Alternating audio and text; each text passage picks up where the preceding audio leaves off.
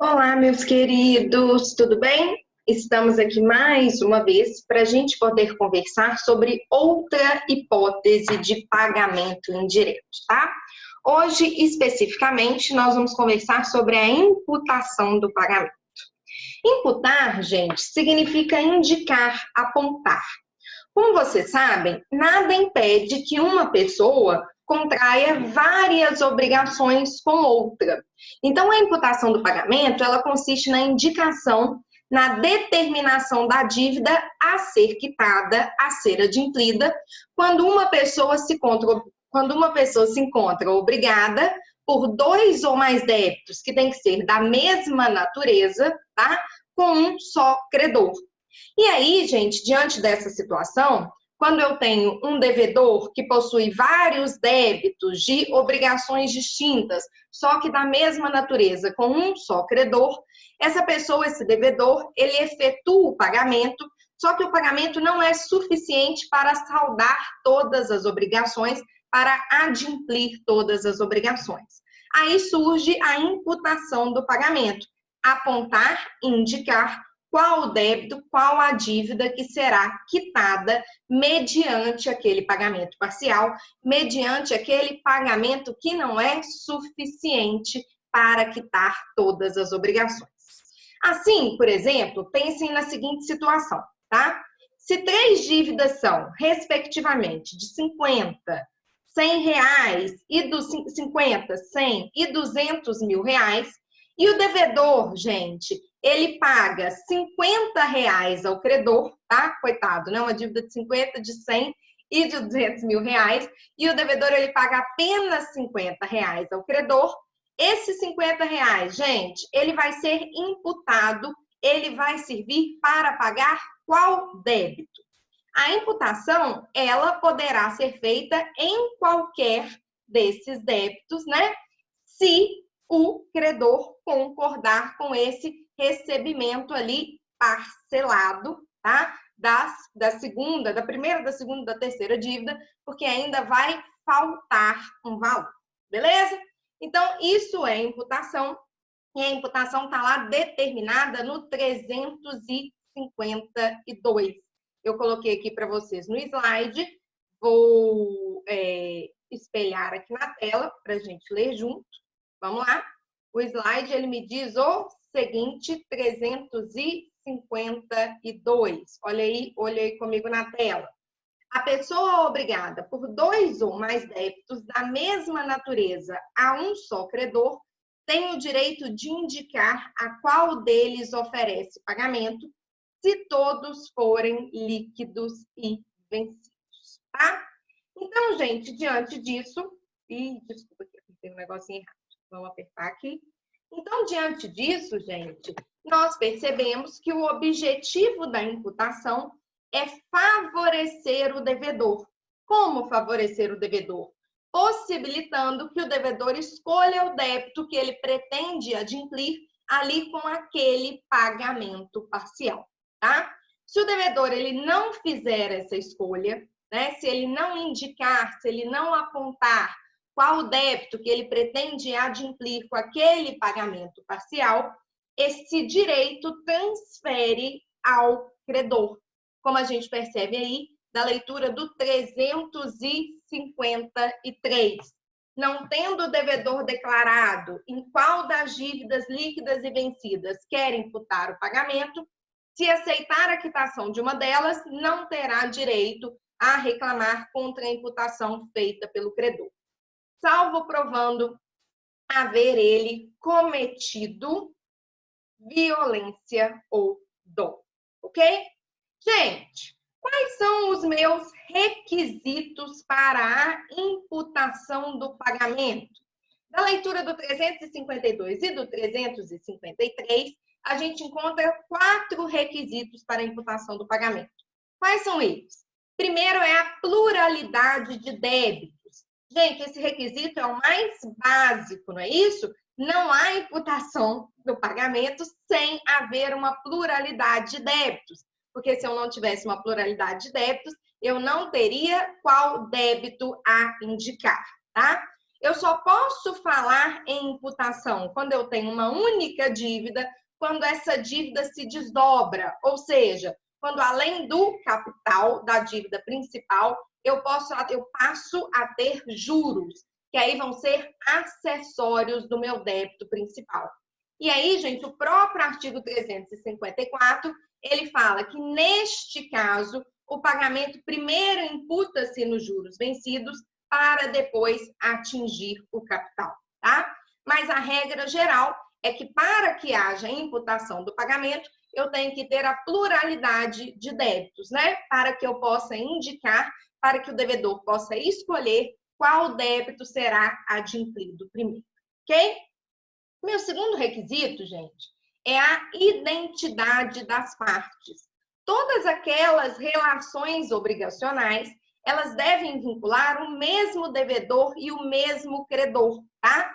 Isso, gente, porque o artigo 352 do Código Civil, que nós lemos juntos, ele cuida da hipótese ali de uma pessoa obrigada, de um devedor, não é isso? Por dois ou mais débitos da mesma natureza a um só credor. Então, quando aquele pagamento parcial é realizado, o devedor ele tem o direito de escolher qual débito, diante daqueles diversos débitos contraídos com o mesmo credor, ele quer adimplir, tá? Pode haver, gente, todavia, uma hipótese de pluralidade de pessoas no polo ativo ou no polo passivo, tá? Como acontece nos casos da solidariedade que nós vimos, tá? Porém, gente, nessa hipótese de solidariedade, essa circunstância ela não afasta a existência de duas partes. Por quê? Porque eu ainda terei o devedor e ainda terei o credor e eles serão ali sempre um só, ok?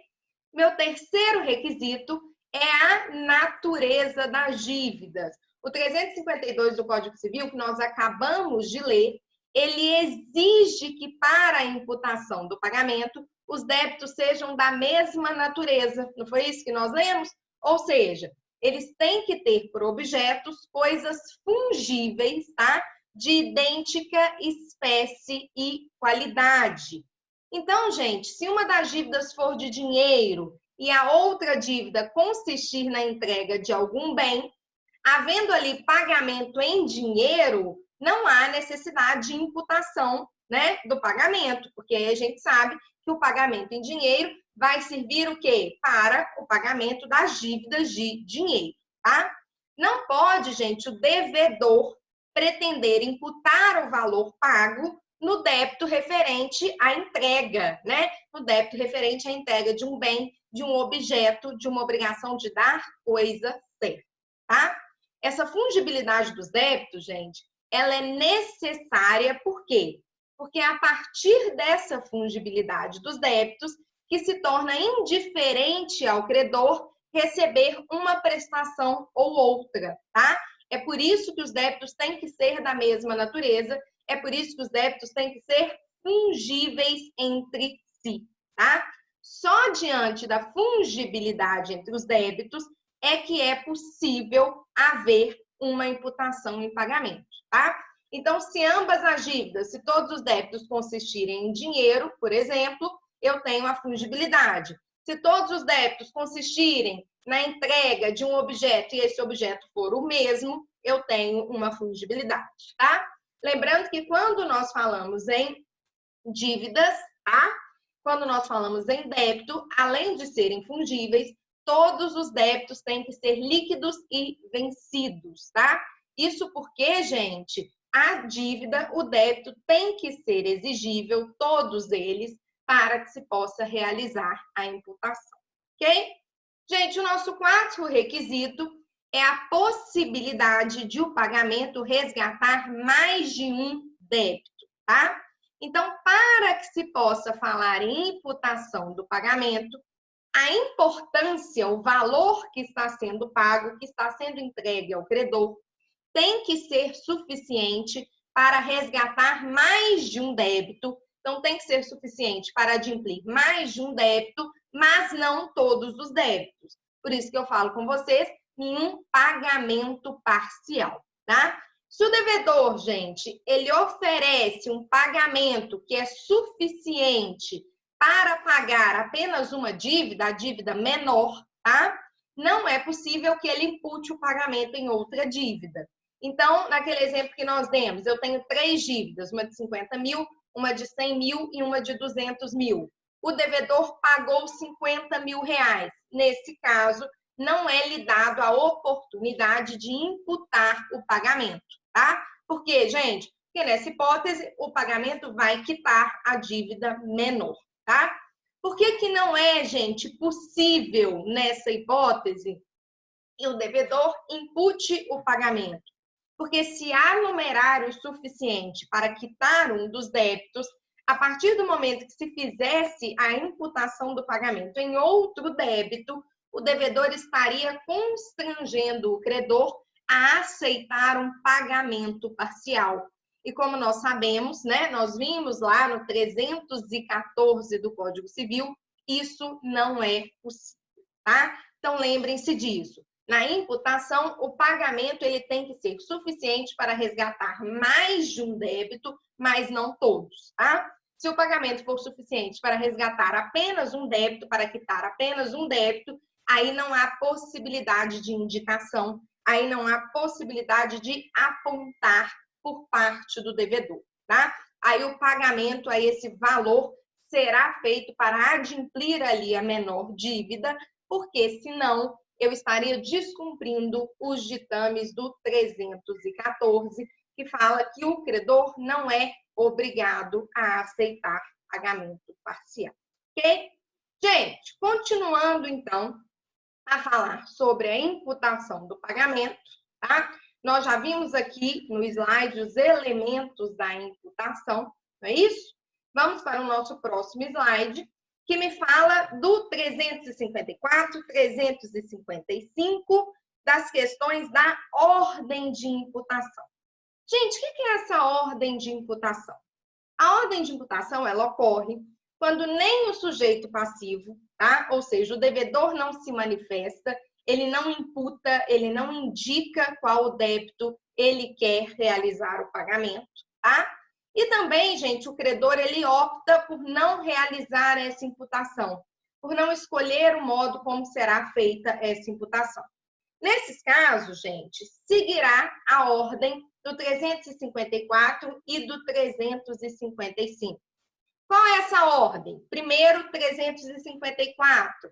Diante de várias dívidas, se eu tenho dívidas que têm juros, primeiro será feito o pagamento nos juros vencidos e depois, se sobrar o valor vai quitar o capital, tá?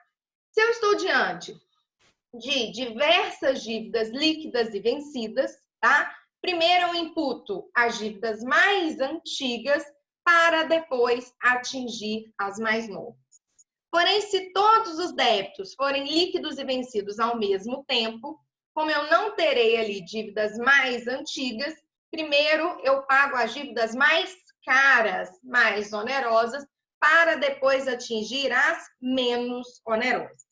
E na última hipótese, né, gente, que é muito difícil, mas se todas as dívidas forem líquidas e vencidas ao mesmo tempo, de valor igual, não havendo juros, tá?